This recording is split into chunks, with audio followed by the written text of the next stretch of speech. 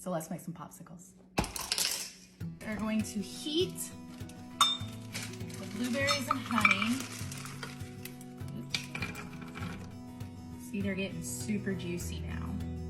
So we're gonna do 2.5 cups of yogurt. And we'll turn the heat down. Add a little bit of milk, just enough to thin it out and make it pourable. Just get a fork and kind of mash them.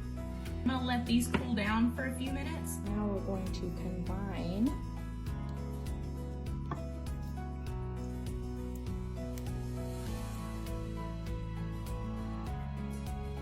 okay, prepare yourself. This is going to get a little messy. I'm gonna take just a really big spoon and just start.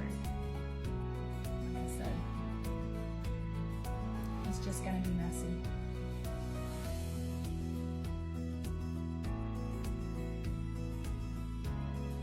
I wonder if I just go ahead and stick them in there. Yeah.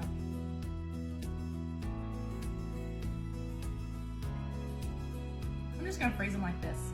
It's messy. I don't really care. I'm gonna freeze them. A few hours in the freezer. We'll see how they turn out. Open it first. Then stick them in.